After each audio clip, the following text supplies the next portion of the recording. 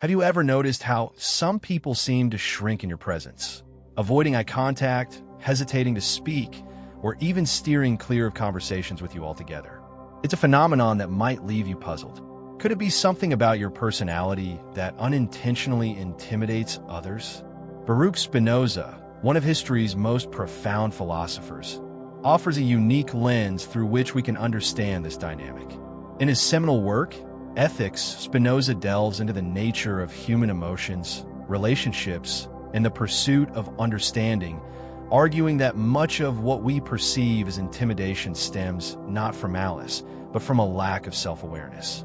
This video will explore Spinoza's insights into why some personalities naturally evoke feelings of unease in others, and how understanding this can foster deeper, more authentic connections. Whether you're someone who has been told you have an intimidating presence, or simply curious about the hidden dynamics of interpersonal relationships, these teachings will empower you to navigate social interactions with clarity, empathy, and purpose. Let me introduce you to Sophia, a highly accomplished marketing executive known for her sharp mind and decisive leadership. By all accounts, she was successful. Her team admired her strategic thinking, her clients trusted her expertise, and her peers respected her work ethic. Yet, despite her outward achievements, Sophia often felt a strange disconnect in her interactions. Colleagues seemed hesitant to approach her, friends rarely opened up during conversations, and even casual acquaintances seemed guarded around her. One evening, while reading Spinoza's Ethics, she stumbled upon a passage that struck her deeply. The more a person knows themselves, the less they fear others. Intrigued, Sophia began exploring Spinoza's philosophy, eager to uncover why her personality seemed to create barriers rather than bridges. What she discovered would transform her understanding of herself and reveal how even the most well-intentioned individuals can inadvertently intimidate others. As we follow Sophia's journey, you'll uncover the same timeless wisdom that changed her life and discover how it can illuminate your own path to meaningful connection. Sophia's journey into Spinoza's philosophy began with a simple yet profound realization. Much of the distance she felt in her relationships stemmed not from others' shortcomings, but from how she perceived herself in relation to the world. She noticed that while she prided herself on her confidence, decisiveness, and high standards, these very traits often left others feeling uneasy or inadequate. One day, while reflecting on Spinoza's assertion that the mind can only be at peace when it understands the causes of things, Sophia began to question the root of this disconnect. She realized that her personality, though admirable in many ways, could unintentionally create an atmosphere of intimidation. Spinoza argued that when we fail to see ourselves as part of a greater whole, we inadvertently separate ourselves from others. Inspired by this insight, Sophia decided to examine her own behaviors and their impact on those around her. Instead of viewing her traits as inherently positive or negative, she began asking herself, how do my actions and presence affect others? And why does it matter so much to me to be seen as strong and capable? This newfound awareness didn't immediately dissolve the barriers she had inadvertently built, but it planted a seed of curiosity. Sophia started observing her daily interactions more closely, noticing patterns she hadn't seen before. For instance, during team meetings, she often dominated discussions, offering solutions quickly and decisively. While her intentions were good, to drive efficiency and clarity, she noticed that her colleagues sometimes hesitated to contribute their ideas, as if they feared being overshadowed or judged. Similarly, in social settings, she found herself steering conversations toward topics she deemed intellectually stimulating, only to realize later that others seemed uncomfortable or disengaged. Drawing on Spinoza's teachings, she reminded herself that true connection isn't about asserting dominance or showcasing competence. It's about fostering an environment where others feel safe and valued. By shifting her focus from performance to presence, she began to approach her interactions with greater intentionality. Still, Sophia couldn't help but wonder, could this shift in perspective truly transform how others perceived her? And what other insights might Spinoza offer to deepen her understanding of interpersonal dynamics? These questions lingered in her mind, drawing her further into her exploration of philosophy. As Sophia delved deeper into Spinoza's philosophy, she encountered one of his most provocative ideas, the illusion of superiority. Spinoza argued that much of human suffering arises from our tendency to perceive ourselves as separate from or above others, often without realizing it. In Ethics, he wrote, "The more a person knows, the less they are content with appearances." This insight challenged Sophia to examine how her confidence, though well-intentioned, might inadvertently create an aura of superiority. She realized that while she often equated decisiveness and intellectual rigor with strength, these traits could be perceived by others as dismissive or overbearing. It wasn't that her intentions were malicious, it was that she had unconsciously adopted behaviors that prioritized outcomes over relationships. Inspired by Spinoza's teachings, Sophia began to explore what it meant to look beyond appearances, a concept Spinoza referred to as aligning with the essence of existence. One particular moment stands out, a day when Sophia attended a brainstorming session with her team. As the discussion unfolded, she found herself interrupting colleagues to offer solutions, assuming that her experience made her insights more valuable.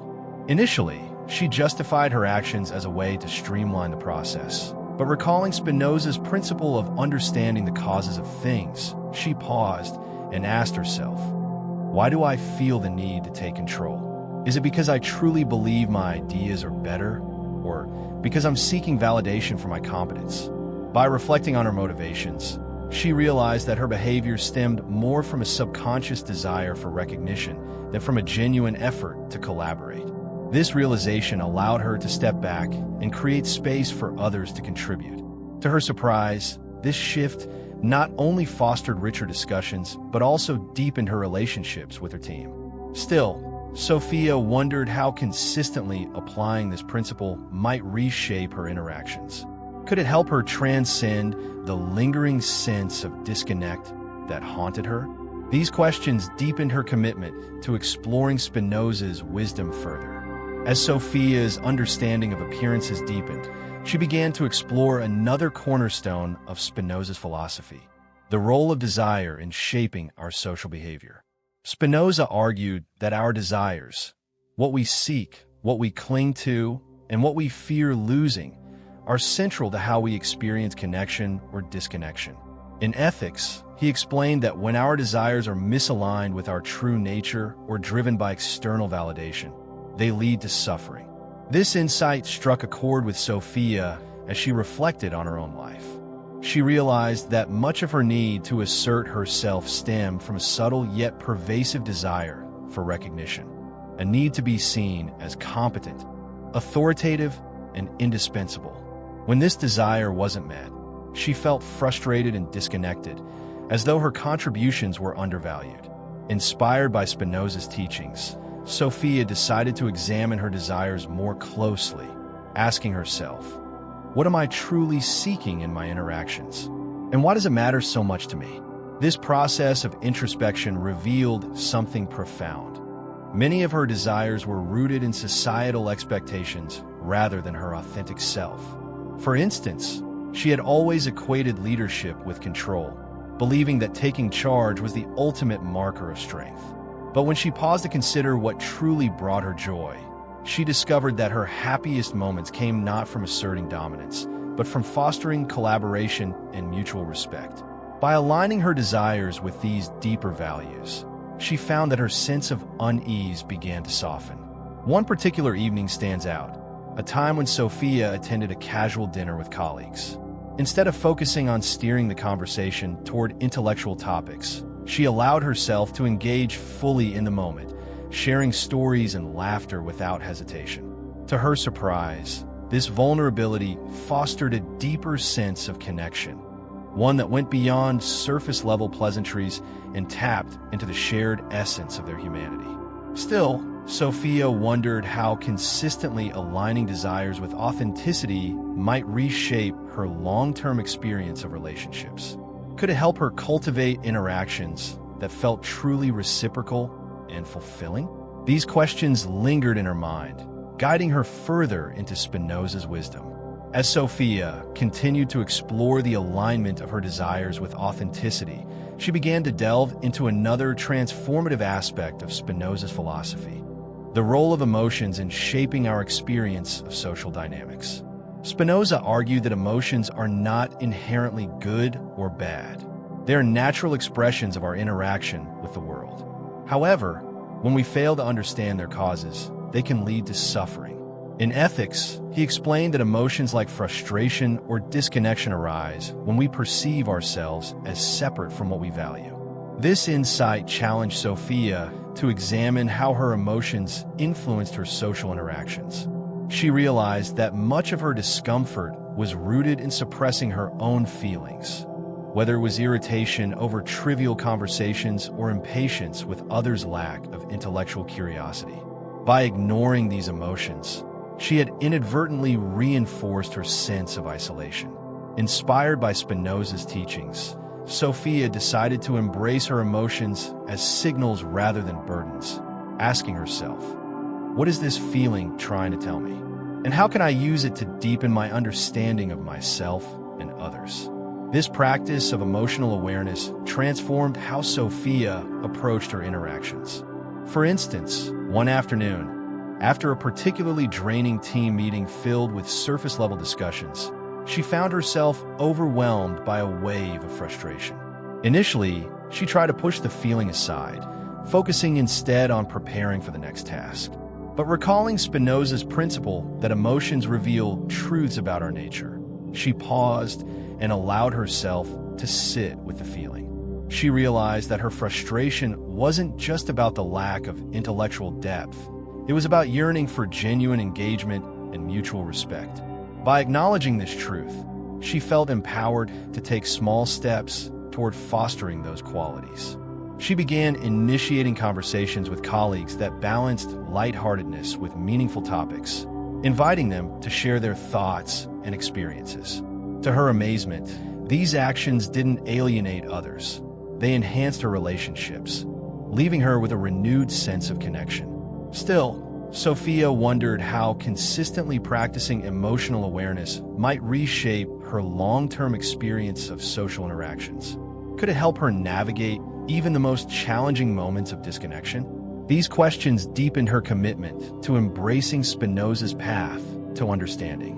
As Sophia embraced the practice of understanding her emotions, she began to confront another profound insight from Spinoza's philosophy: the illusion of control in social dynamics. Throughout her life, Sophia had often approached interactions with an unspoken belief that she could manage or direct outcomes, ensuring meaningful conversations, avoiding awkward silences, and maintaining a sense of intellectual engagement. Yet, Spinoza argued that much of human suffering arises from this very misconception, that we can control forces far beyond our influence. In Ethics, he wrote, "Men believe themselves to be free because they are conscious of their own actions, but ignorant of the causes by which those actions are determined." This perspective challenged Sophia to examine how her desire for control perpetuated feelings of frustration. For instance, she realized that many of her interactions were driven by an unconscious need to steer conversations, to ensure they stayed intellectually stimulating or avoided topics she deemed trivial. These efforts often left her exhausted and disconnected, as she equated loss of control with failure. Inspired by Spinoza's teachings, Sophia decided to experiment with surrender, not in the sense of giving up, but in accepting the natural flow of conversations and relationships. One particular moment stands out: a day when Sophia attended a networking event where discussions revolved around topics she found uninspiring, such as sports and celebrity gossip. Initially, she felt compelled to redirect the conversation toward more meaningful subjects, fearing that staying silent would reflect poorly on her or undermine her identity as an intellectual. But instead of intervening, she paused and reminded herself of Spinoza's principle: external events are not inherently good or bad, they simply are. By releasing her need to control the dynamics, she found surprising peace. She listened without judgment, asked open-ended questions, and allowed the interactions to unfold naturally. To her amazement, the event ended with deeper connections than she had anticipated, as others appreciated her genuine curiosity and openness. This experience reinforced her understanding that frustration diminishes when we stop trying to manipulate outcomes and instead embrace their unpredictability. Still, Sophia couldn't help but wonder how consistently practicing surrender might reshape her approach to social settings. Could it teach her to embrace imperfection as an integral part of human interaction? And how might it deepen her trust in the unfolding of relationships? These questions lingered in her mind, guiding her further into Spinoza's wisdom. As Sophia embraced the practice of surrender, she began to explore another transformative aspect of Spinoza's philosophy: the power of vulnerability in fostering genuine connection. Spinoza argued that true freedom comes not from hiding our weaknesses, but from embracing them as part of our shared humanity. In Ethics, he wrote, "The more a person knows themselves, the less they fear others." This idea resonated deeply with Sophia, who had spent much of her life masking her discomfort in social settings behind a facade of intellectual superiority or aloofness. She realized that her unease was often exacerbated by her reluctance to reveal her authentic self, fearing judgment or rejection if others saw her struggles. Inspired by Spinoza's teachings, Sophia decided to experiment with vulnerability, asking herself, what would happen if I allowed others to see me as I truly am? Not just as the intellectual or the observer, but as someone with fears, doubts, and imperfections. This shift toward vulnerability didn't come easily. It required unlearning years of conditioning. One particular moment stands out: a day when Sophia met with a close colleague over coffee. Initially, she found herself slipping into her usual role of offering insights and steering the conversation toward intellectual topics, even though her colleague hadn't asked for it. But then, recalling Spinoza's principle of self-knowledge, she paused and shared something she rarely admitted: her own feelings of inadequacy in social settings. To her surprise, her colleague responded with empathy and understanding, sharing similar struggles of their own. This exchange created a profound sense of connection, one that went beyond surface-level pleasantries and tapped into the shared essence of their humanity. Over time, Sophia noticed that practicing vulnerability not only deepened her relationships, but also alleviated her discomfort. For instance, during team meetings at work, she began speaking more openly about challenges she faced, inviting collaboration rather than shouldering burdens alone. Still, Sophia wondered how consistently embracing vulnerability might reshape her long-term experience of social interactions. Could it help her foster relationships that felt truly reciprocal and fulfilling? These questions deepened her commitment to integrating this practice into her daily life. As Sophia embraced the practice of vulnerability, she began to explore another liberating aspect of Spinoza's philosophy: detachment from external validation. Spinoza argued that true freedom comes not from seeking approval or fearing rejection, but from cultivating an inner equilibrium that remains unaffected by external circumstances. In Ethics, he wrote, "The greatest good is the knowledge of the union which the mind has with the whole of nature." This idea resonated deeply with Sophia, who had spent much of her life measuring her worth through the eyes of others. Whether it was praise for her intellect, admiration for her insights, or affirmation in personal relationships, she realized that this dependency on external validation had been a breeding ground for frustration, as it left her constantly anxious about losing favor or being misunderstood. Inspired by Spinoza's teachings, Sophia decided to shift her focus inward, asking herself, what does it mean to find validation within myself rather than from others? This practice of self-validation didn't come easily. It required unlearning years of conditioning. One particular moment stands out: a day when Sophia received lukewarm feedback on a presentation she had poured her heart into. Initially, disappointment washed over her, and old fears of inadequacy resurfaced. But instead of spiraling into self-doubt, she paused and reflected on Spinoza's principle of inner equilibrium. She reminded herself that her value wasn't contingent on others' opinions. It was inherent and immutable. By detaching her sense of worth from external outcomes, she found a newfound sense of freedom. Over time, this mindset began to permeate other areas of her life. For instance, during social interactions, she noticed that she no longer felt compelled to impress others or conform to their expectations. Instead, she approached conversations with authenticity and presence, fostering deeper connections without the burden of seeking approval. Still, Sophia couldn't help but wonder how consistently practicing this detachment might shape her long-term resilience. Could it help her navigate even the most challenging moments of rejection or criticism? And how might it empower her to live with greater authenticity and purpose? These questions deepened her commitment to embracing Spinoza's path to liberation. As Sophia continued to explore the interplay between vulnerability and detachment, she began to uncover another transformative aspect of Spinoza's philosophy: the centrality of joy in embracing authentic social interactions. Spinoza argued that joy, or what he called active emotions, is not merely a fleeting feeling, but a state of being that arises when we align ourselves with our true nature and the essence of existence. In Ethics, he explained that joy expands our capacity to act and think clearly, while sadness contracts it, leaving us trapped in cycles of negativity. This insight challenged Sophia to shift her focus from avoiding discomfort to cultivating joy as a foundation for fostering genuine connection.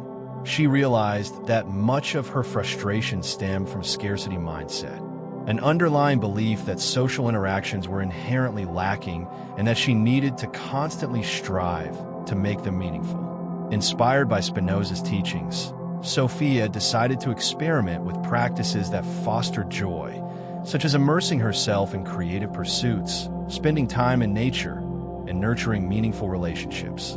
One particular moment stands out: a weekend when Sophia decided to disconnect from work and technology to spend time volunteering at a community garden.